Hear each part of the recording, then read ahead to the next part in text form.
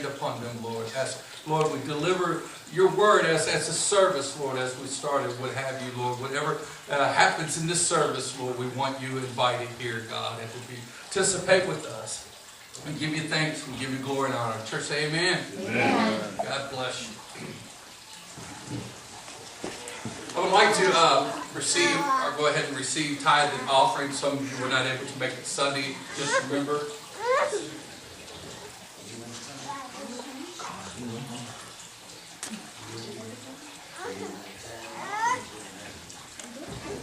Hey, Drew, you want to help me out there, buddy?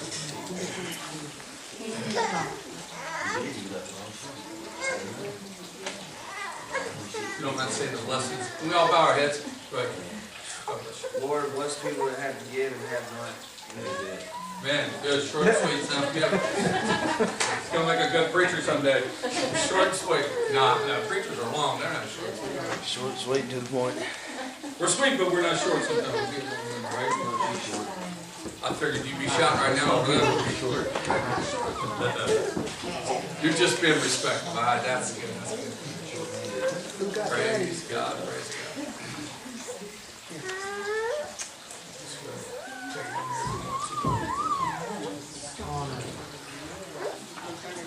Anybody got nothing coming?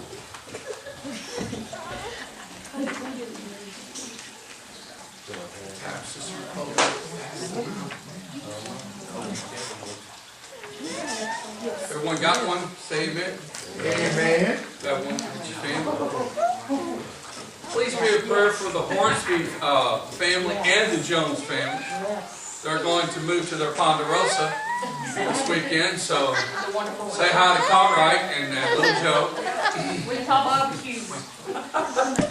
I believe Sister Hornsby said if you help them to have a big barbecue, big cookout. That's why I'm there. That's why I'm there. That's why I'm there. All right. My truck's got a full tank.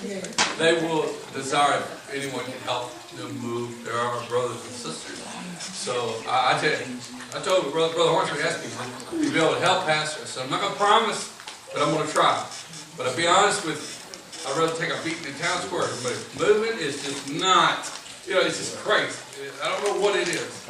I thank God, man. My wife and I, we've been here, man, what, 3.5 years? Feels good. To be here at the church, not moving. There was time in our life that and then we're going to be talking about wives tonight. There was time in my life, good things, that I thought we were evangelists. We moved more than we wouldn't stay at home on to our lease, and then we're moving here and there. But God was moving us around quite a bit at that time. If you have your Bibles tonight, I want to turn your attention to the book of Ephesians, the 5th chapter, and the 22nd verse. Very small but powerful scripture. Wives, submit yourself unto your own husband as unto the Lord. Very, very, very simple. Nothing complicated about that, right? For the last few lessons, we have been picking on the men row. We have. We have been, but they got to know the row. I think that's a saying somewhere. Know your row. Know your row. Oh yeah, that's a big wrestling thing. Yeah, know your row. And, so anyway, men's got to know the row, so the women as well.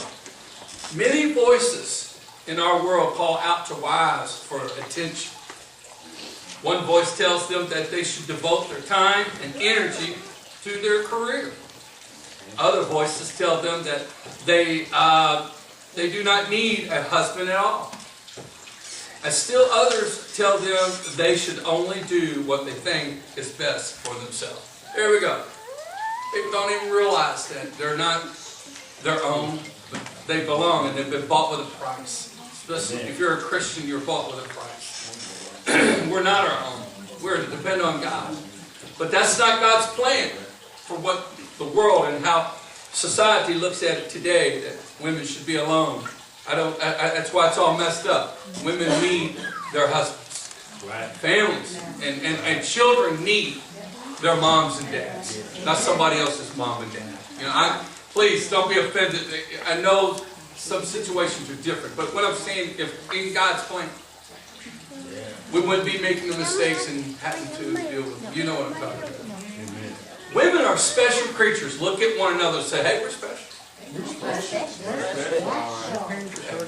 Might want to tell your husband that too. Say, hey, I'm special. You heard what Pastor said. All right. See my wife, she's flagging me down there. God designed them to be a special function. But most have forgotten or never known God's plan. This has caused much pain and suffering in the world. Women are totally designed different than men. And seeing how the world just doesn't look that way. They think women can just do as much as the men, and men want, and they got it all mixed up. The women want to do with the men and be like and look like the men. And the men want to be like the woman and look like the woman. I'm like, wow, that's just so confusing, isn't it? But it goes to show you that's not God's plan. A woman was not made out of his head to top him, nor out of his feet to trample upon by him, but out of his side to be equal to him, under his arm to be protected, and near his heart to be loved. Isn't that beautiful? That's the way women were designed. As you know, of course I'll read it in the man was made by God and women were made from man. Women are not the only ones who have misunderstood or never known their God-given function. Men have played a major role in women falling to find their place and be the special creatures God meant them to be. Remember the story of Adam and Eve. Adam was created first and given major responsibility in the world. But Adam was alone and he needed a helper. We were designed, or men were designed to need help. I know at times that, if I could say, a little humorous, like, there are times I feel like, man, I could do this alone. I can really do this, My wife's gone about 2 or 3 weeks. I'm about going stir crazy. I was like, you don't know until they're gone, that you miss them. You're trying to, figure out, okay, what am I going to cook? I was a pretty successful bachelor for a while, but it's not like not having your wife home. You would like a comfort. You just know she's there. Even though if she's aggravating you, at least she's there. And it makes you feel good to know that she's there. God designed it this way for men not to be alone. You'll read this in the book of Genesis 2:18, 21 and 23. And the Lord said, it is not good for that man should be alone. I will make him a helpmeet for him. And the Lord caused a deep sleep to fall upon Adam. And he slept, and he took out of his ribs and closed up the flesh instead thereof. And the rib which the Lord God had taken from man, made he a woman and brought her unto man. And Adam said, this is now bone of my bone and flesh of my flesh, and she shall be called woman, because she was taken out of man. So that's very clear, right? Nothing complicated about that. The first man and woman were not born, but created by God to fill a special place in each other's lives. Adam recognizes this and knew without an introduction that the woman was going to be an important part of his life. But Adam failed to fulfill his responsibility towards the first woman, just as many men have done since that day. He told her God's warning, do not eat of the fruit of the tree in the midst of the garden. You find that in Genesis 3, 2 and 3. However, when the serpent talked to the woman, asked her questions, Adam did not stop their conversation. Right. He was there when she took the fruit from the tree, and when she gave it to him, he said nothing. Just ate with her. Sometimes being silent can be dealt with. Is that correct? Sometimes watching the very peace that they had, he watched it all go away by not doing nothing. then when God confronts him, what happens? Adam blames the wife, and then the wife blames Adam, blames the serpent. It goes on and on, playing the name it, blame it game. But the fact is, God didn't put Eve the responsibility. He gave it to Adam. Right. And Adam fell. Sad to say. The Bible said if a man desires to be a bishop, he must rule his house well. Amen? He must be a one wife. And you know, what means he can't marry two women. And back then they married more than one wife. But to be a bishop, and what is a bishop? A bishop is to lead people as a pastor or a preacher or what have you. That's the way God designed it to be. Because the woman needs to support the man. I was talking to a gentleman the other day, and he was telling me, he said, you know, things just didn't go right with me. I said, why? And he said, because my wife didn't want to follow for my ministry. And I said, it's sad, but if she does not, it does bring a hindrance. But God didn't design it that way. God designed that the woman would be submissive to the husband. Regardless, minister or not. That's the way it's supposed to be. You'll be happy, trust me. If you do it God's way, you can't go wrong, right?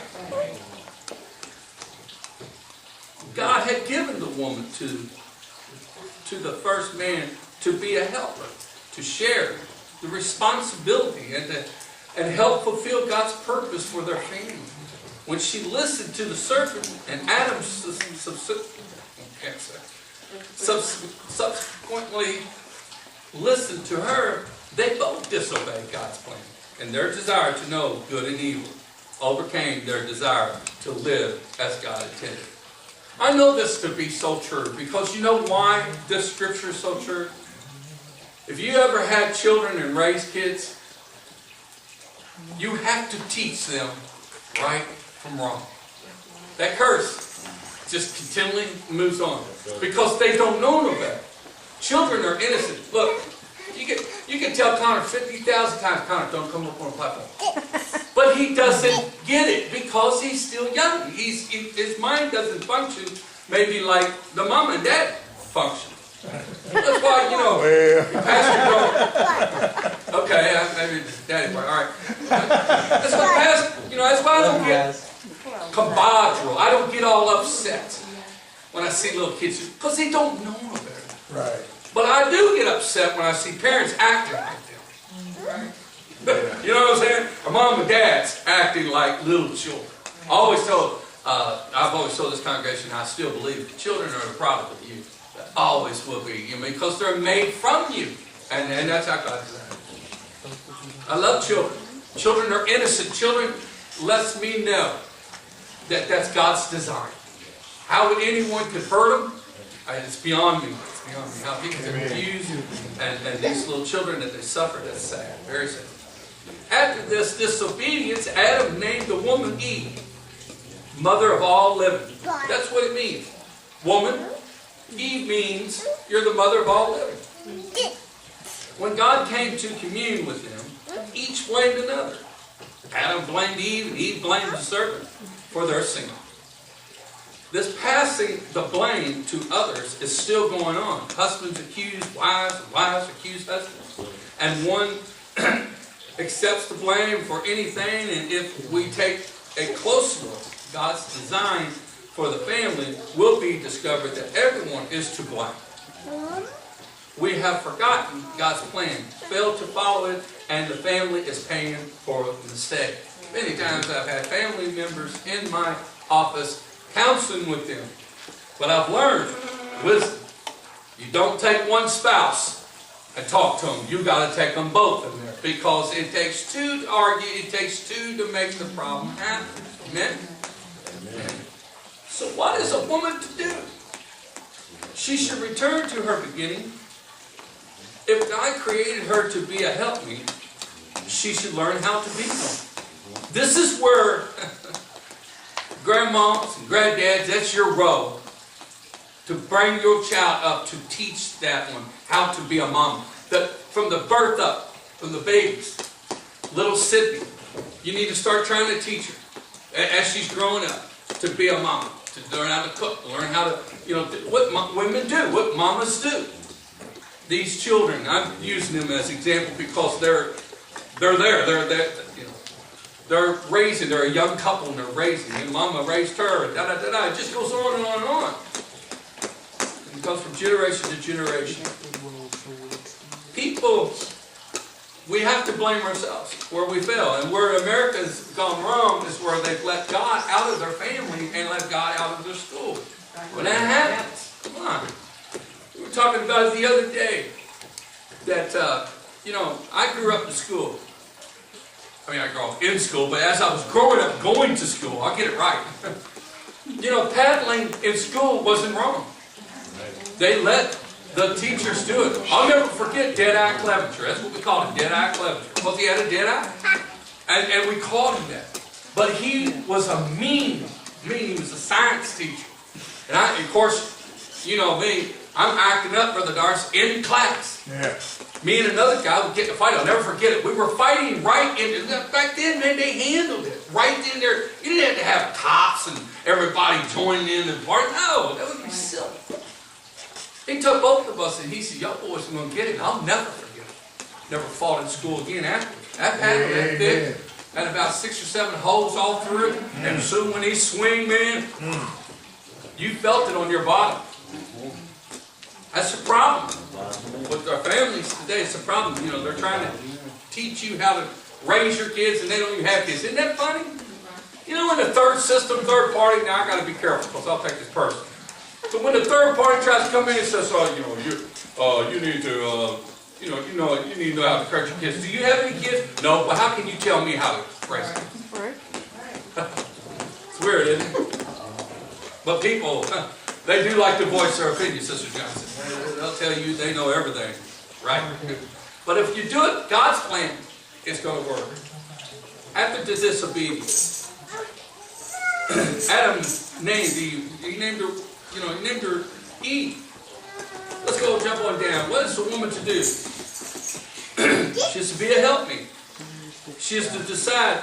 You know, she is to, wherever her husband, you know, is there, they're to do it together, to be as one.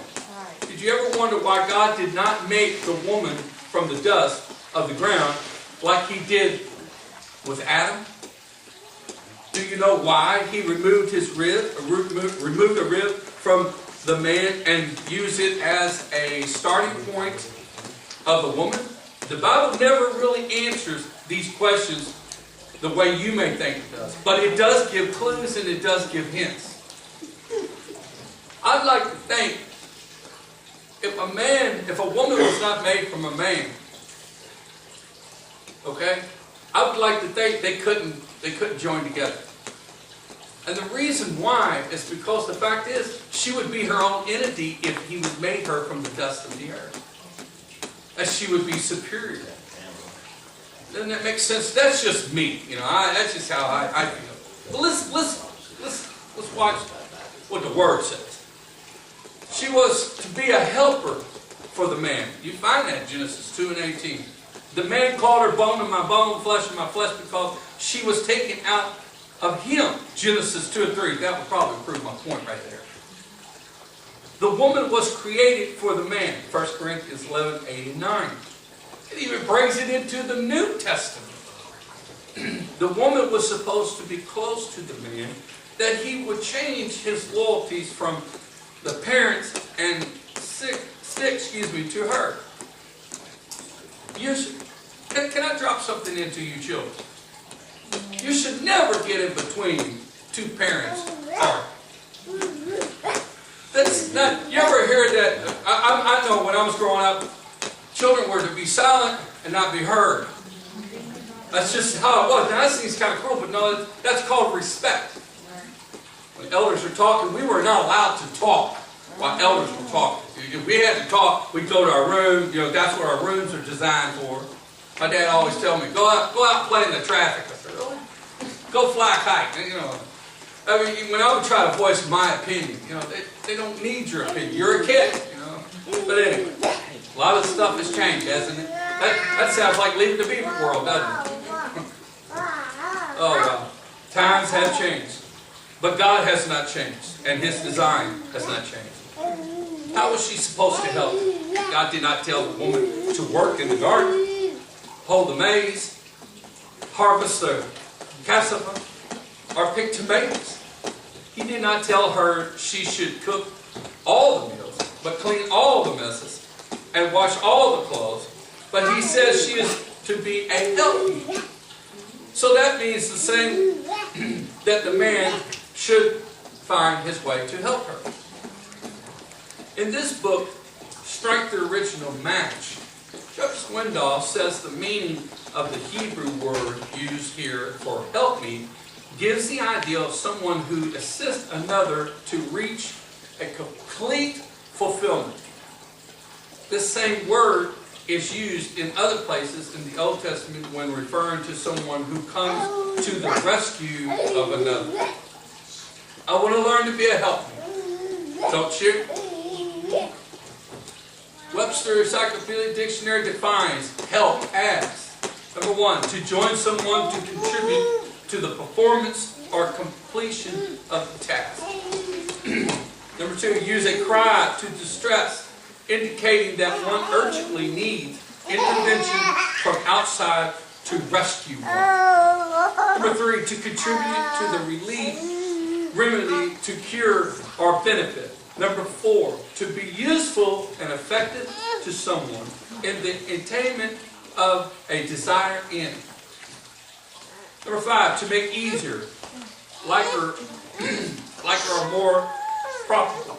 And number 6, to prevent oneself or others from doing a certain thing. These are some of the definitions of Webster's of help. Isn't it good to help someone? We have found that through the years of being a pastor of the church. It's better to help people. It really is. It impacts their life. But as spouses, we are to help one another. It is good to understand the meaning of the words that we use daily. Sometimes a word is made to sound bad when actually it was a good meaning. A helpmeet is someone who performs all functions of the verb help. This same word is used to describe God in the plan of the book of Psalms. Our soul waiteth for the Lord. He is our help and our shield. Psalms 33 and 20. Psalm 70 and 50. But I am poor and needy. Make haste unto me, O God. Thou art my help and my deliverer. O Lord, make no tarry. And then we find in Psalms 115 and 9. O Israel, trust in the Lord. He is their help and their shield.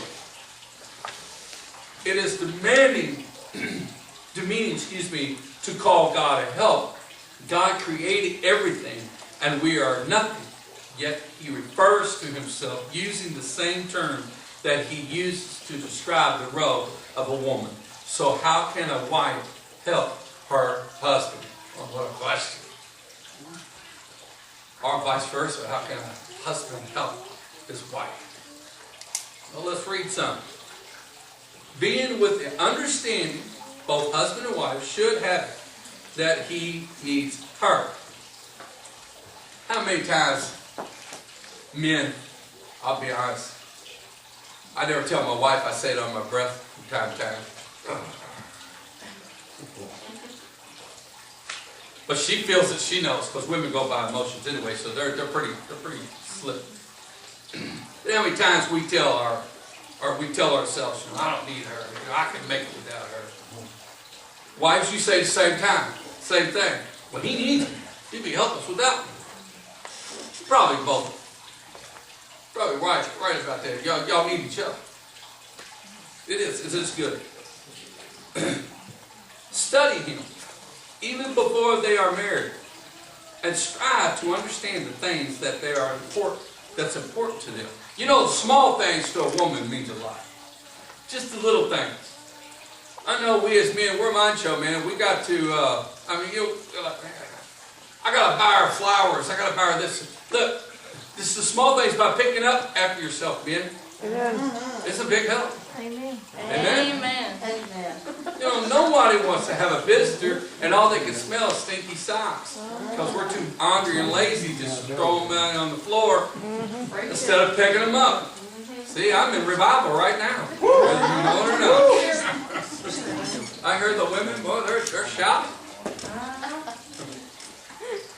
You know, I've trained myself through my bachelor days to pick up after myself. My wife, you know, she's not my slave, she's my wife. You know what I'm saying? And that, men, your wife is not your slave, she's your, help me, she's your wife, you know? Amen.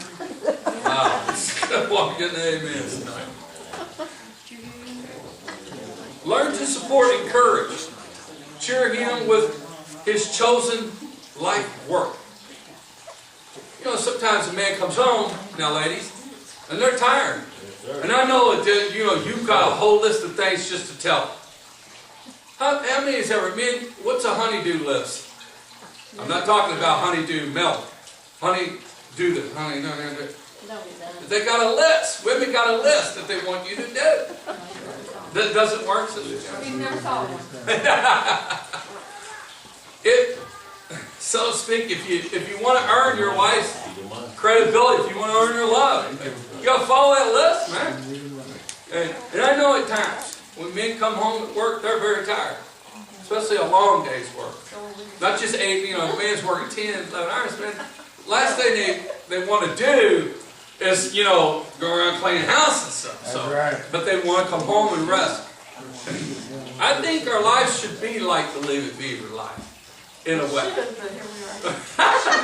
You know, when Ward comes home, of course, you know, what was the wife's name? Jude. She would tell if Beaver got in trouble or what have you.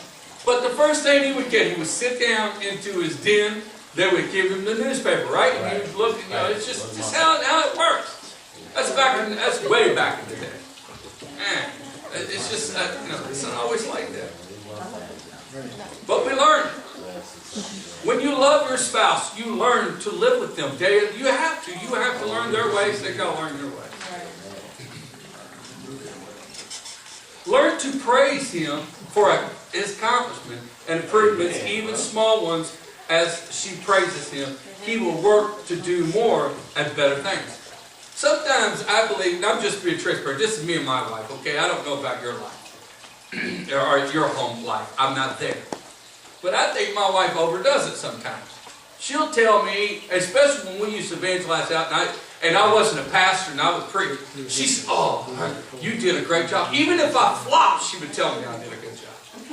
That's beautiful. She was being supportive of my ministry and where I was at. Because I know, as an experienced preacher, that when you flop and when you're not doing your best performance. But my wife always tells me that. And then, like, if I talk to her about something going on with work, oh, they're horrible. They should never lay you off. You're one of the good workers. She's never been out there to work with me at all. How does she know? She's just that confident that I'm a good worker and a good provider for the family. But I mean, you know, it's just, that's helpful because, trust me, if I don't hear that, I'm going to be honest with you. I'm going to begin to think, man, she don't appreciate what I say. And men, you know it's true. You won't admit it, but you know it's true. You love it when your wife boasts on you. You know you do. Half of you men would not be able to dress good at all if it wasn't for your wives. Nope. Oh, we'd be having mismatched socks. We'd be wearing mismatched colors. We'd look like clowns coming to church. But our wives have got to straighten us out. We've got to, you know, make sure our clothes match and what have you. They're right, John. Just want to see if you're way back there. That's all. You know, I'm away.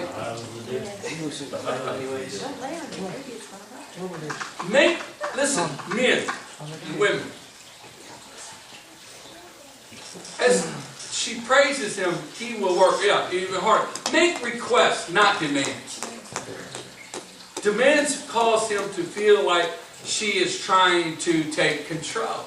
Men love it when women. Now, I tell you what, to me, I don't get bent out of shape when my wife gets bent out of shape. I'm like the cooler. My wife is the worried word. I'm not. I don't worry about it. Really, when it comes to our situation. When it comes to the church situation, I don't worry because I have seen from time to time how God has taken care of us. Right. So I really don't make a big fuss. Now, I do worry about things at times. I get concerned, but my wife knows that. when you're married long enough, and you know, Brother and Sister Jones, y'all should be getting this about connected about right now.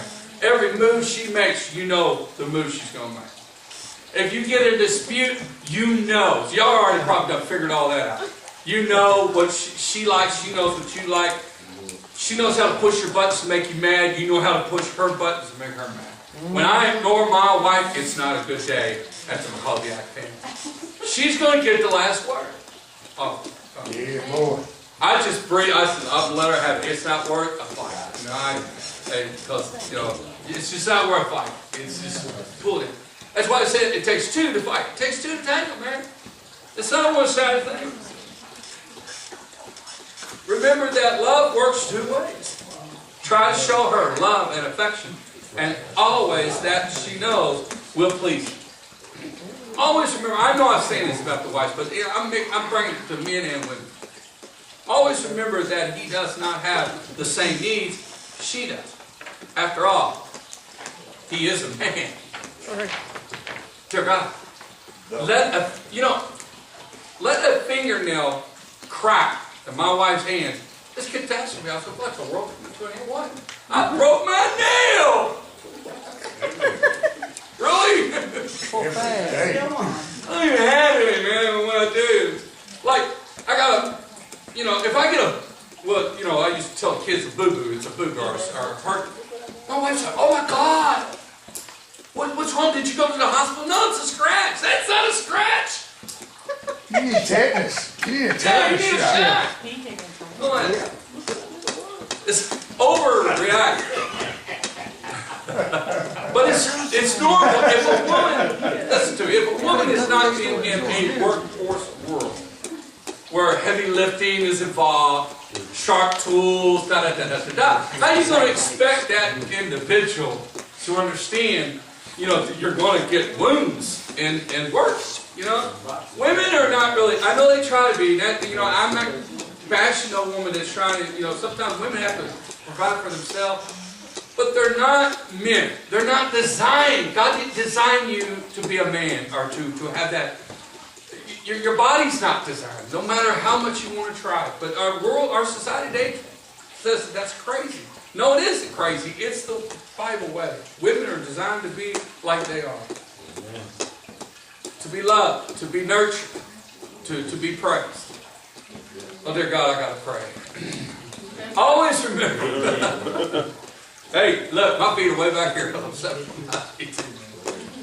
Always remember that we're not like the woman, we're a man.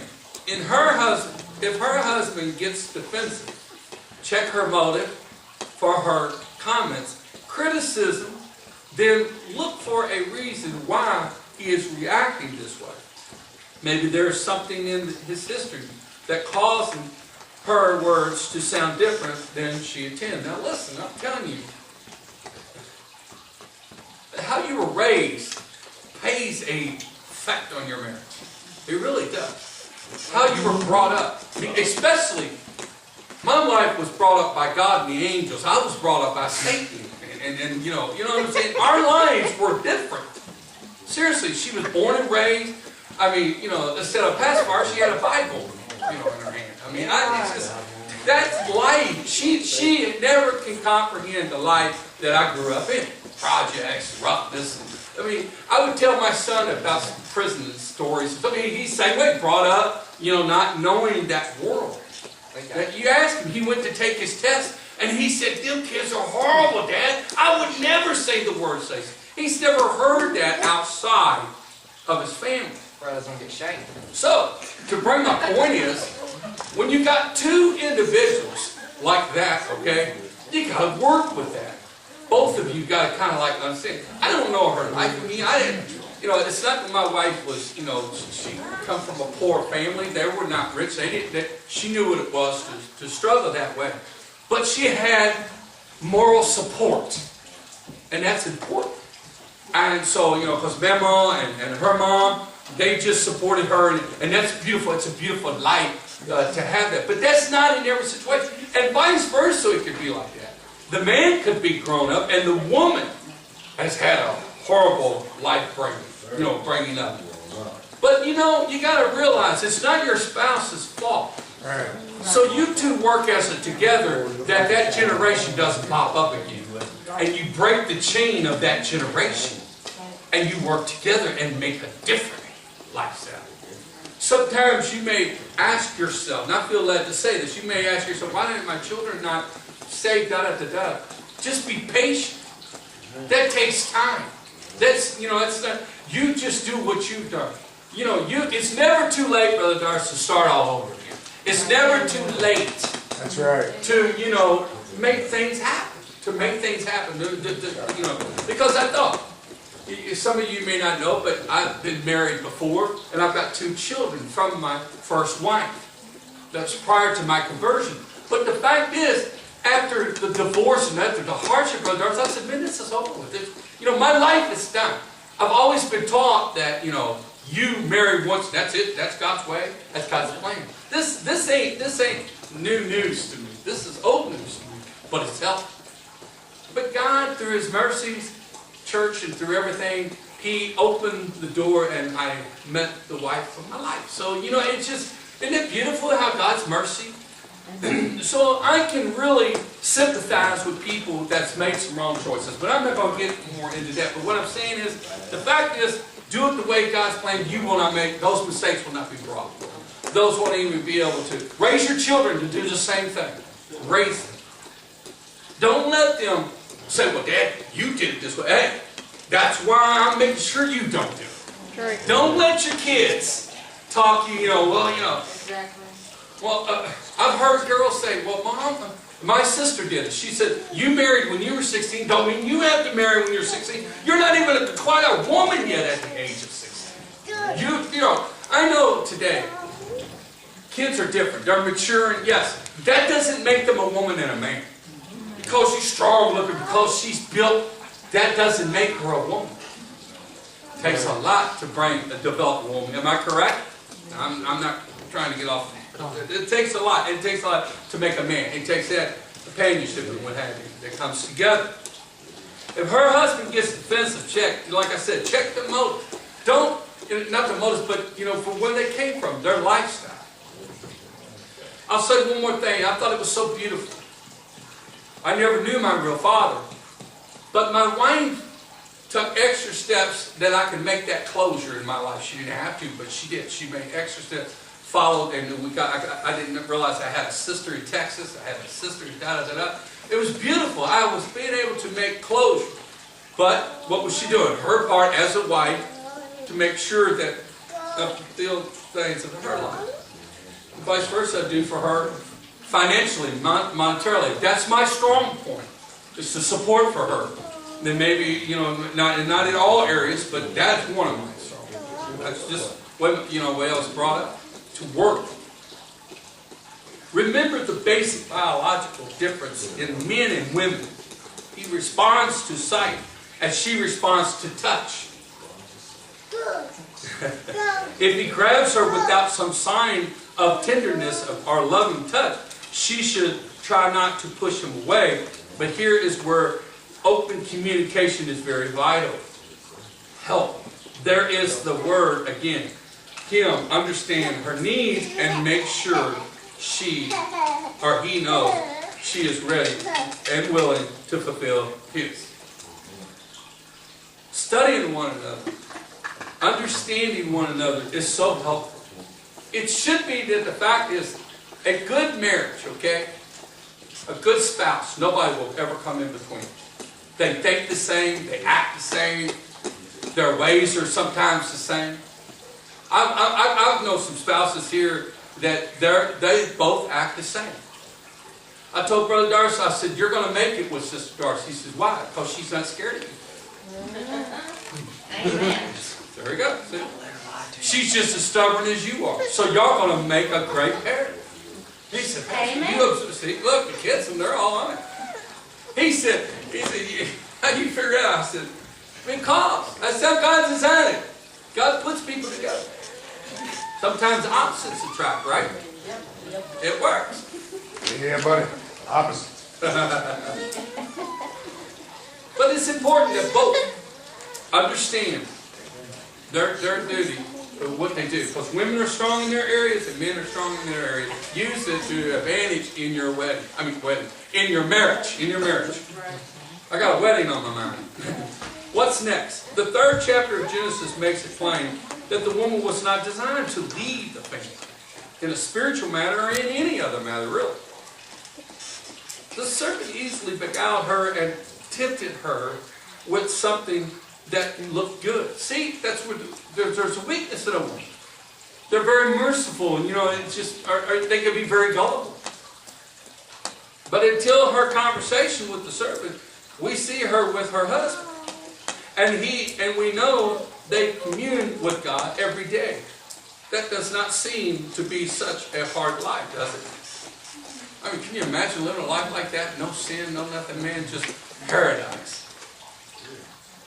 Both of them just walking and talking with God every day. And can you imagine how they felt when they knew what they'd done wrong? God's looking, Adam, where are you at? Adam, we always talk during the evening of the day. Where are you at? Adam is ashamed. Because he knows what he done was wrong. We know that God told Adam to take care of the garden. He also made sure that Adam knew it was in charge of the animals, plants, and that they were subject to him. Wow. Since Eve was called his helpmeet, we can assume that she helped Adam take care of these things in their garden.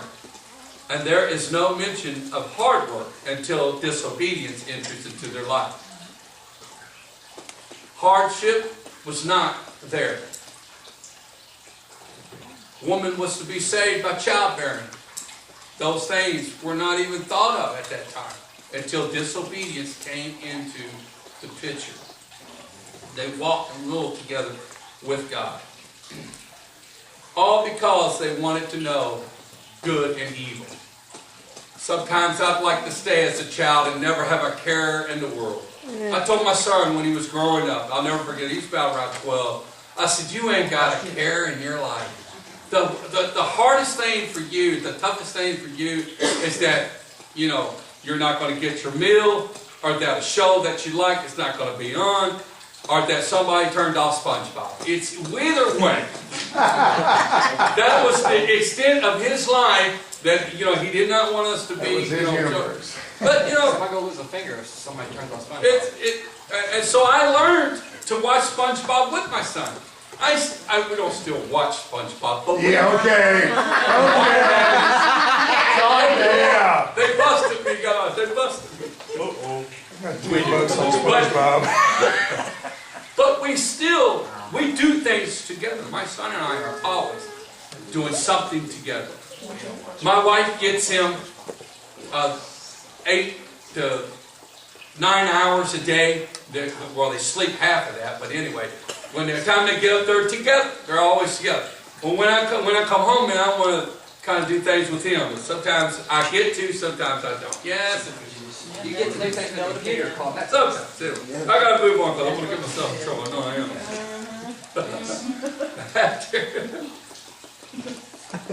Oh, wow. Genesis 3:16, unto the woman he said, I will greatly multiply thy sorrow and thy conception, and the sorrow that thou shalt bring forth children, and thy desire shall be to thy husband, and he shall rule over thee. They tell me that a childbearing, a woman goes to death's door. Because I know it's true. My wife said so.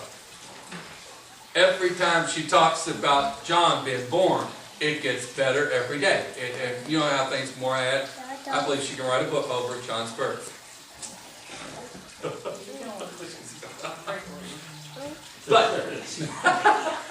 you know how it does. You know what I'm saying? It's kind of like the fish story anyway. It was a beautiful thing. I'll never forget the day my son was born. Because, like I said, I've always wanted a son, Brother Darcy. That's something about a man. It's all down through history. It's always been kings wanted their sons to rule, and do their place. So it's always a man's thing. He wants a son. Take him fishing, Remember times we went fishing, John? John loved it. I mean, he was catching them left and right. These are the things that men do, that, love sharing with their son. But when my son was born, I thank God for mercy. I thank it because that was an act of mercy to me and to my wife that, you know, we could have children. My wife planned and asked God in detail how she wanted her son to look. Did he not come out the way you wanted him to look? Thank God he's not bald-headed, but he's got hair. Because trust me, John. No, I'm afraid of it. Prior to, okay, your age right now, you are 19, and 18, and you still got your hair. I was losing my hair around about 19 and 20. So you haven't lost nothing yet, so you're doing good. Yeah. Hang in there. History's not going to repeat itself on John. From the verse, we understand that the woman will desire her husband, and he will rule over her. Many men take this word to mean they are supposed to keep their wives under their feet and rule her like a king does his subject. But God gives us clear picture to the type of rule he meant. He discusses in this lesson becoming a husband. And the understanding is vital if the woman is going to be fulfilled her God-given role. Now listen, I'm going to get a little plain. When I say that the woman is, or when he's talking about the woman fulfilling her role after childbirth, that means in everything. Bed manners, all. If women and men in that, and I'm gonna say this very briefly and I'm gonna move on. Because it's just, if the husband and the wife would do their role in that part, there should be no need for a man or a woman to look anywhere else. I'm just going to leave it that way. That's very important. Now, Adam and Eve didn't know nothing about that until they sinned. Then conception came. But that's what that means. They are to fulfill their role for their husband in everything. For everything. But anyway. But in place, that's a two-way road. So I'm going to stop on that discussion. You know what I'm talking about. So, you know, men, women, do your fulfillment. Because it does cause divorces. You've got to have that connection always. Alright? Because you are flesh and you become one. Anyway. Don't we still love God? Alright. Husbands, your role is not to be a dictator. A leader. Leaders and dictators are two different people. Amen? Leaders lead with compassion and motivation and love. Motivate your wife to do better.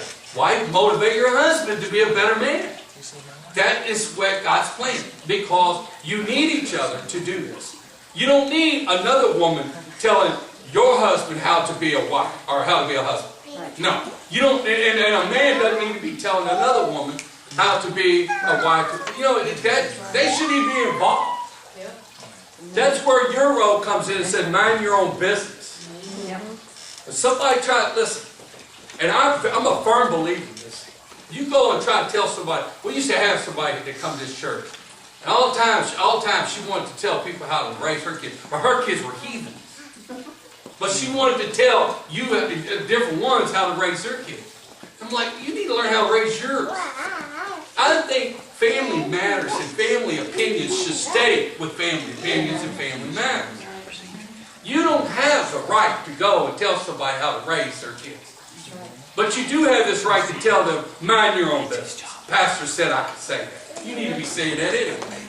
Because it's personal. I am so firm on that people should take their personal life and leave it at home. You know, leave it there at home. At times, when you've got families living together, that happens. Keep that stuff together. Don't let your neighbors hear y'all arguing. Right. Throwing dishes and pots and pans. I know at times when my daughters and their spouse, they would get into it from time to time. Well, Abby would want to, Abby was worse. I'll never let her know that, but she was worse about it. She wanted to come tell me everything. I'm like, look, sweetheart, you got to work it out. But Dad, you're no help. No, you want me to take your side. You've got to work it out. You're no longer under my roof. Work it out, and she's learned to do that. Gretchen will do it. Gretchen's very personal. She's like me. She's real personal. She keeps that stuff together. Boy, Chad tells me sometimes how I love that. I had a great time. I said, Chad, how she really is. Oh, your daughter could be. I said, okay, just hold on, don't say too much. Be careful what you say, Chad. I might slip up and tell on you. It was funny though, being with her. Wives, submit. About to come to a close. We're going into questions. Wives, submit. The God-given command to submit is probably the hardest for most women to swallow. Because women are always right. This too comes from the lack of understanding of what it means. According to Dennis Rain, in this book, Mystery of 21st Century Family, Greek's word translated submit literally means to place or arrange under the authority of another. It is a voluntary subordination. This means she chooses to place herself under the protection and guidance of her husband. He in turn listens to her advice and counsels and makes the final decision. Then, if the decision turns out to be bad, once she is protected from the shouldering of the blame, and it should be. Because if the final decision should be the man making the final decision. But it doesn't mean that the woman doesn't have her opinion. My wife, God love her heart, she's very opinionated sometimes, but there are times she'll tell you, I'm not going to persuade him, he is stubborn. I know him. I know him all too well. But there are times she would bring things to my attention, and a lot of times, that I'm like, man, this is going to work out. I think we need to do this. But one thing I can say about my wife, I know it seems like I'm picking on her tonight, but I'm not. One thing I can say about my wife has never embarrassed me in front of public. My wife has always, whether she agreed or not, she always stood by my decision. And I can say that with all my heart. So, you know, to have a woman that's submissive like that is a good thing. It's a treasure, really. It can't be bought. Trust me. There's men trying to buy women's affection. It doesn't work. Money goes so far. When you're out, there goes the affection. There goes everything else, right? But God gives this to the woman to submit. But to submit means, in so many words, to be protected. So if the decision is made wrong, you can't blame the wife. Because men, you make the final decision. Because wife submitted to him. And look, women, you use that to your advantage. Hey, it's your fault, not me.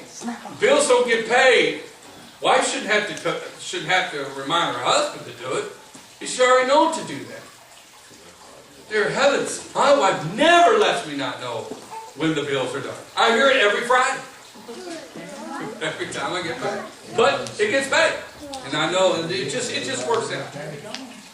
Wives, submit yourselves unto your own husbands as unto the Lord. Ephesians 5:22.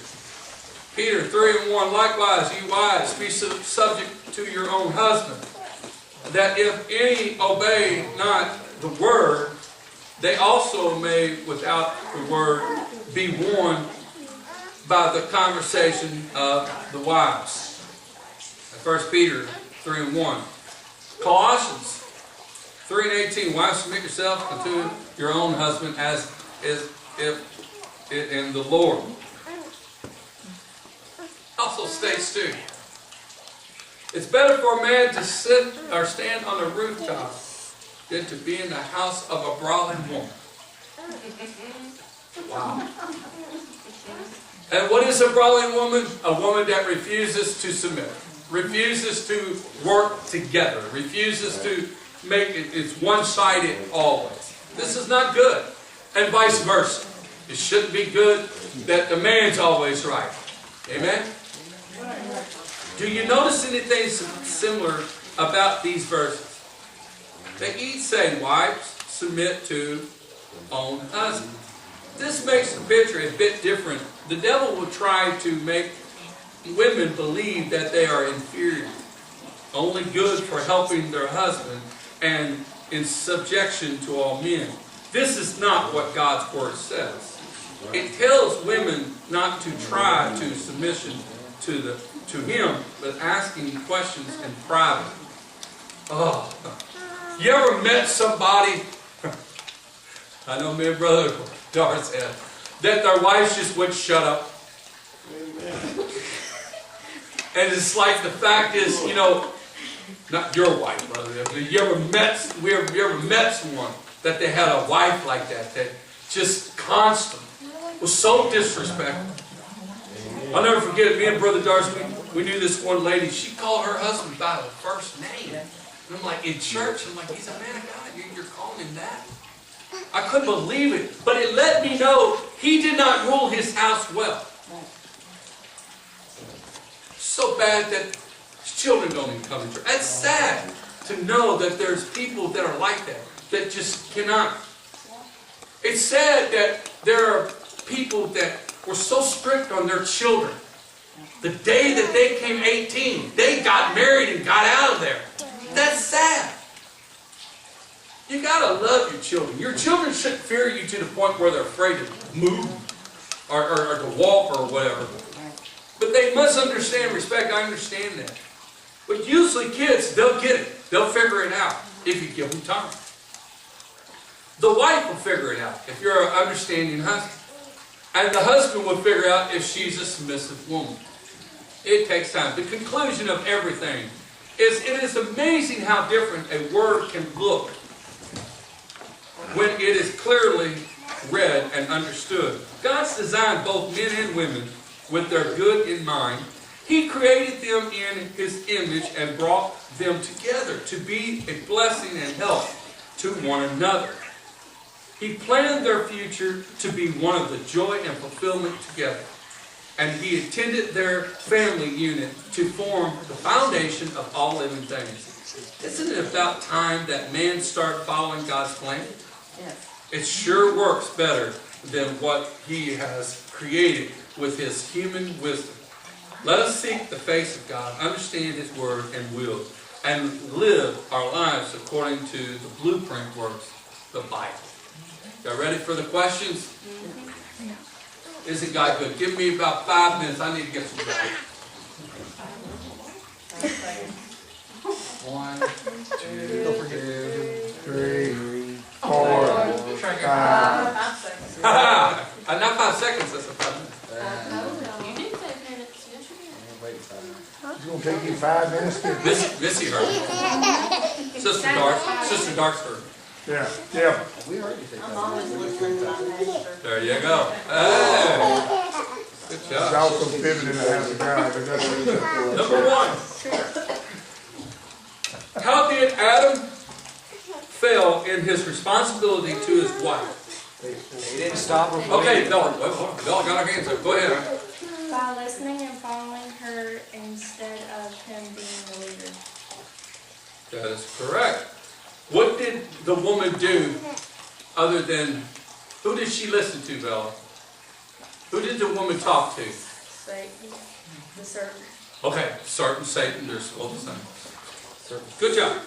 What does Eve mean? Mother Who of said all that? living. Good job. Mother of all living. Right, that's what it means. Number 3, why did man call the woman bone of my bone, flesh of my flesh? Support your answer with Scripture. Okay, why did she say that? Or why did he say that? Because she came out of him. All right, what was Scripture did it use? Do you know it? Or right offhand? Or? Genesis something. Yeah, Genesis 6. Genesis. Good job. So we're going to call her, whoa, man. Whoa, man. In your own words, what does it mean to be a helpmeet? In your own words. What? How's that, sis? Help and support. Supporting? Yeah. Is that what you said? To help and support. Okay, help and support. All right, anybody else would like to answer that? Help me. Help me. You don't really have to get the dictionary definition. All right, Brother Darcy. Just being there for each other, like, through everyday life. Through everyday life. It's very helpful. Understanding their ways and ways, right? All right, number 5. List ways that you think a wife, your own, preferably, if you have one, can be a good helpmeet. All right. Boy, this is putting the men in a hot box. No, Yeah, go ahead, man. How, no, men, this is men. Men. How can it, what can you list that your wife can help you? What was it that was, That you would help me. that you see that your wife could do to help? Okay, Brother Johnson, be careful now. Clean the house, wash the clothes. Okay, clean the house, wash your clothes, that's She good. don't work as long, so I don't mind. Hey, let me tell you something, I'm glad you brought that up. Do you know, women, here it is. You want to get the fan of your man's heart. You want to get to your man's wallet. Here's how you do it. You want to know how to do it? You know, he'll do anything. Now, men, you'll agree with me when I say it. He'll do anything for you. He'll go to the store, whatever. Not Wait a minute, hold on, just hang tight, just hear me out. Now. There's nothing more pride and more that gets a man, because I know it does me. When he comes home from a hard day's work, that house is clean. They'll notice it too. And he's smelling dinner on the table. I'm telling you. That's the truth, brother. That's the truth. Come on, get some amen, man. Come on, get here. 2 or 3 times a year. That's right, but that's true too. Now listen, now I got yours too, Sister Mackowiak. Hang tight. But there's nothing more depressing than when a woman cleans all day. All right, listen, men. Cleans all day and cooks, and the man waits about 5 hours to go get something to eat and didn't praise her for her cleaning the house. Right. The kids make a mess after she's cleaned it. Okay, we're not talking about kids, baby. We talking about This is talking about the husband and the wife tonight. y'all work She it. makes a mess. Next week's children. But I'm telling you, when I come home, Brother Darcy, I won't be here. and I look and I see, and because a man can walk through the door and he can smell. He can smell the clean. Not just the stuff. Exactly. Amen. But he can smell it. Yes. When he walks in, he can know, because I know when my wife is cooking. I can smell, as soon as I hit that door, I open that door, I smell that aroma. Man, my whole mood has changed. Oh, yeah. Work doesn't come home. Now, men, don't bring work home with you. Your wife don't need to hear all that. And so, everything leaves, and I'm all pleased. My wife knows what is my favorite meal. You know what it is. Tacos or lasagna. No. It's, She don't know. I like it. Right, there are a couple of them. My favorite meal is, and she'll tell me. Breakfast. Yeah, I'll eat breakfast 24 hours a day. Amen. And, you know, I think that's a man thing, and brother. my wife, Bacon's involved. my wife knows that. And Jake like, sauce. I'd be waiting for dinner, okay, Sister Johnson, and she'll say, honey, I got this and I got that. And when biscuits and gravy and all that came in, I got it, you got it, amen. Amen. So, and my You can shout now. wife is not stingy. And I'm going to tell you why. Listen, I'll tell you one more thing. My wife knew that I come from a poverty home, okay, Brother Darcy? She understood how my parents were. Because when my son went over, anyway, I don't want to, but she saw a demonstration, and we're live, and I don't want to put that out there, but he saw a demonstration and he understood. But my wife says, she's always done this. When she cooks, she overcooks. Because she doesn't want me to go hungry. She makes Been sure. doing a good job, It's brother. not, I'm telling you, brother, it's like spaghetti. She knows that's one of the things I like. Spaghetti and meatball. She made that the other night. She knows I love garlic bread. She won't give me 2. She'll have 4 of them left for me to ask Amen. for. But she makes me wait, Sister Jones, to ask her. It's like something that just, because after I'm done, she said, you want some more garlic bread? You know I do. But she wants me to ask her that. See how that works? That's what makes a true marriage. Well, y'all catching some. All right. See, we're Sit, David, sit. Good, David. Here's your bread. okay. Oh, man. I'm the same way, brother. Yeah. Mine's Hey, meatloaf. I'm not ashamed of it. Mine's meatloaf. Number 6, how did the lives of Adam and Eve change after the disobedience? Remember what happened? Or did they take the blame for the own sin? Okay, wait a minute, here it is. Say it. They didn't start taking the blame for their own sin. They're also, that's true. What happened? Hardship. What was the hardship? He had the children and she had to have childbirth. Right. That's correct. And I'm telling you, can you imagine poor Eve and Adam as well? Because the ground that God put Adam in wasn't bearing the fruit. He had to figure how to cultivate the earth to where things would grow. Because not everywhere on the earth things will grow. So he had to find that, Sister Jerry, where to go. Can you imagine what they've gone through, that hardship? And when he said hardship, he means hardship. Then when the woman became pregnant and she conceived a child, she had no idea. Listen, this is a beautiful thing. Every grandmother, every daughter's mother is usually there with them during childbirth. Because they're coaching them and they're letting them know the pain they're about. Listen, I was there with my wife. I couldn't tell her anything what childbirth was. I have no idea. All I know that the little sweet woman I was married to, I saw demonstrations come out of her I ain't never seen before. But she was having childbearing. I said, give her an epidural, whatever you got to do. Get her, take that pain away from her. She's going. I mean, when she grabbed my hand, you know the contraction women, when you hit the contractions, your back is about killing you. You feel like everything is falling out. And you squeeze your husband's hand. I hadn't felt my hand for a week after that. You know, like that. I thought next thing you know, our head was going to start spinning. I mean, man, it was just... But her mother was there to coach her. To say, honey, it's going to be okay. Alyssa, was you fearful of your first baby? Yeah. Kind of? Mama was telling you everything. Am I right? Was Mama kind of coaching you, telling you, honey, this is going to happen, that's going to happen? No, she did. She's smiling, I know. You can't lie in the house, guy. But it's just the same way with men. My son's going into the work world. I've done warned him everything, pretty much. But other than putting him out there. What you're going to expect in the work world. It's just the way our roads are. All right, number 7. Number 7. What does submit mean, literally then translated from the Greek? What does submit mean? To place or arrange or the authority of another. Good job. That was a perfect answer. Good job, Sister Johnson. Good job. Number 8. Who is a woman supposed to submit to? Oh, there you go. Not to every man, but to her own husband. The only way outside of her own husband would be her pastor. Okay? You understand that? That's the way God planned it. All right, number 8. Not number 8, but... all right, it goes, support your answer. Okay, well, you don't have to do that. That is the last question that we have. Do we have any comments of what we talked about tonight? I have a question. So, going back to having dinner done when the husband gets home, what about when the husband's home when a woman gets home? Because he's home every day before I get home.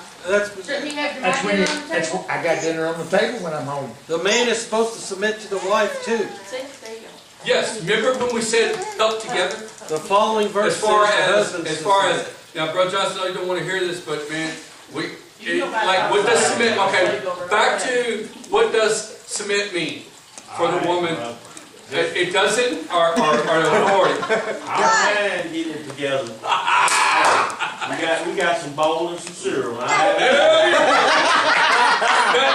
if that's the best he can do, Brother Johnson, throw out the cornflakes. Let's go back to that woman submit part. Brother Darcy, yes sir. Well, I know, my wife works too, and so we share. Yes. And now if Now, she's brought that home, up about if she's home and she didn't work that day, yeah, I'm not cooking nothing when I get home. But on the days when we both work, it's it's like whoever gets there, and we talk on the phone most of the day. So it's like, what do you want for supper? Text her every 5 minutes. My wife never knew. She never knew. See, as I was growing up, I had different jobs, all right? Yeah, I was ruling. I worked at KFC. I know how to, I've worked at, not McDonald's, Everything's different. Wendy's, different places. So then I worked at the Hyatt Regency. That's a high place where, chefs work. I was training under a chef, learning how to cook chicken, filet mignon, different stuff. Steaks, what have you. Different jobs I had. So I had to learn this, Brother Durst, because I lived by myself. At the age of 16, in my own place, I had to learn how to cook. Listen, Heating up corn dogs in a deep fryer only lasts so long. You gotta explore. Right. So the first time I said, "Let me help you cook," I'll never forget Memo was there. She could tell. Memo wanted to show me everything because she's like, in her world, men don't cook. Because she grew up, she did all the cooking. And she started watching me how I was preparing the chicken. And after I got done, and how I double dipped it and what have you, man, it was like the crust on it was that thick. It was breast chicken. Yeah. And after I, thawed it out and then what have you, and after I was done cooking it, and I had it where it pressured, Brother Doris, and I brought it out, and I had the seasons that are in it. She said, "I ain't never cooked chicken." She said, "I ain't never ate chicken like that." Where'd you learn how to do that? Growing up in fact. But I shared that with her. I said, I'm going to cook. Then there would be times. My wife, sometimes the grill gets a little too hot. I don't know if she don't know to bring it back down. And she burns things sometimes, not all the time. And I know when she's burning something. Alarms go off, smoke's in the house. Jonathan's like, "Oh my God," he don't make matters any better. And I mean, he's like, "Mom's burning down the house." I'm like, "Oh shit." It's because his apron and shoes are messed up too. But, but Mama would be so calmly, Sister Joan, she would tell, "Hey, just calm down, just take the oven, take the fire down a little bit." Mama does not like electric stove.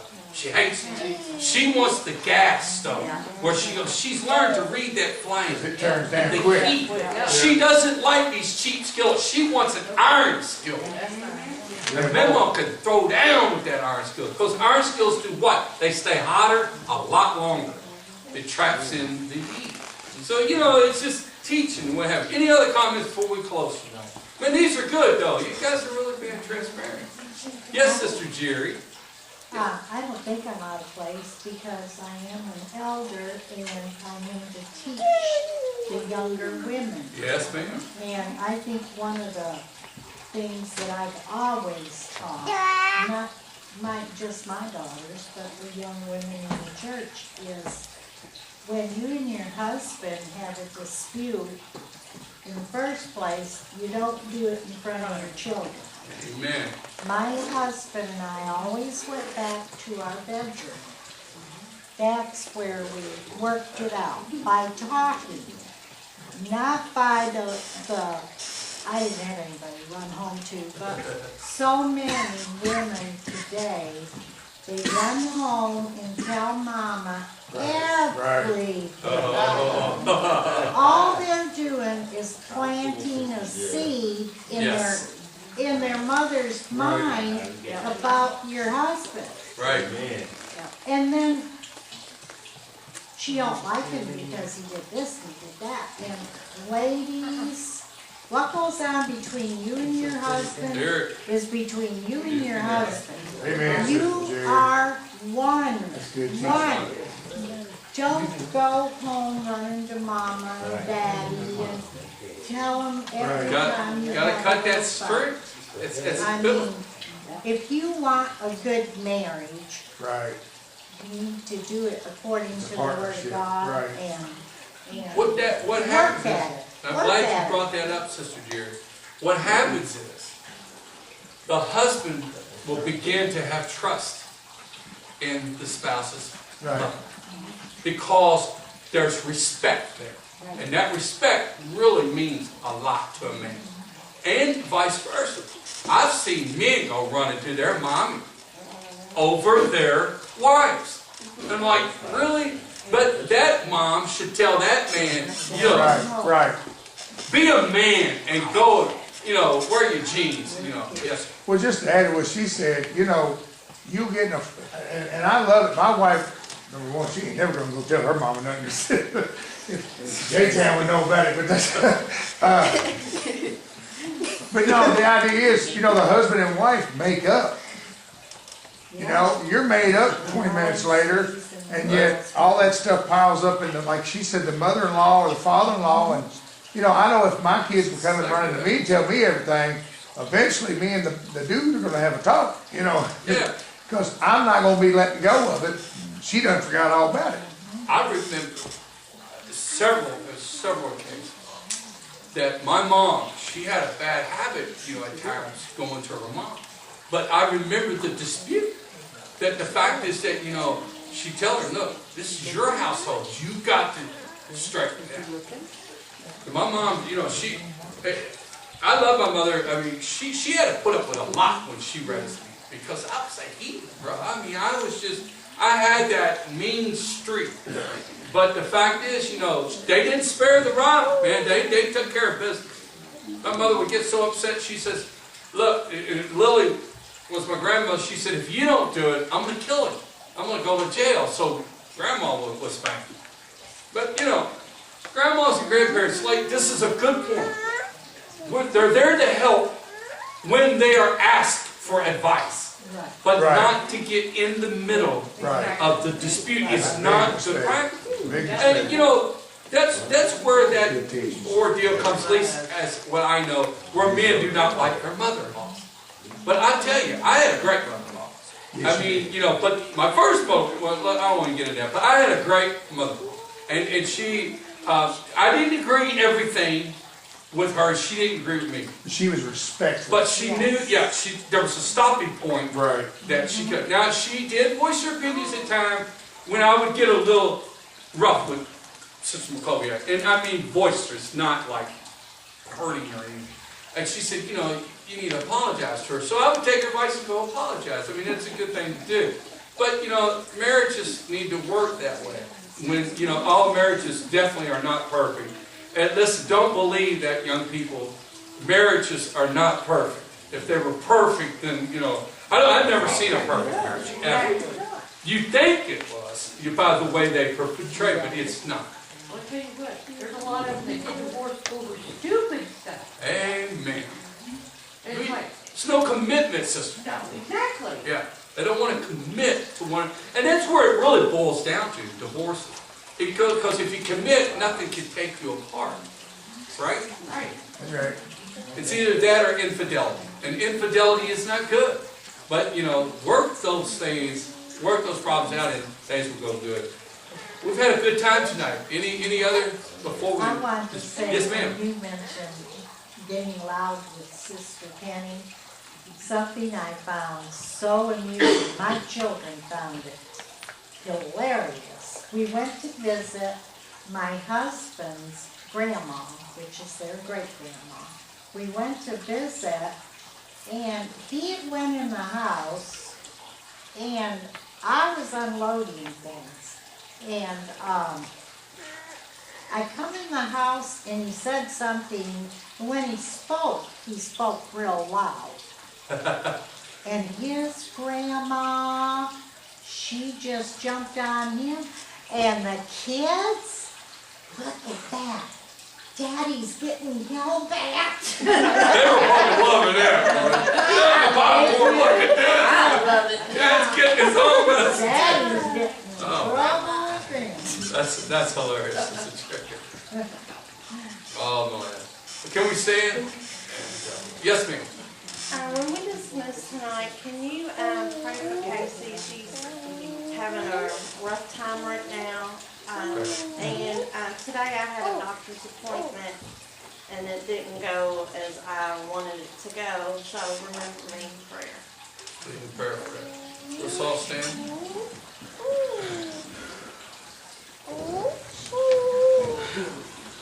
All bow our heads. Sister Jerry, will you dismiss us in prayer? Lord, we thank you for this day and for this evening of learning together, fellowshipping together, loving one another, Lord. And Lord, we do pray for Sister Casey and Sister Missy, Lord. We pray that you will take care of both of these matters. We don't need to know what they are because you already know what they are. We just ask that you work in these two matters, in these two lives, Lord.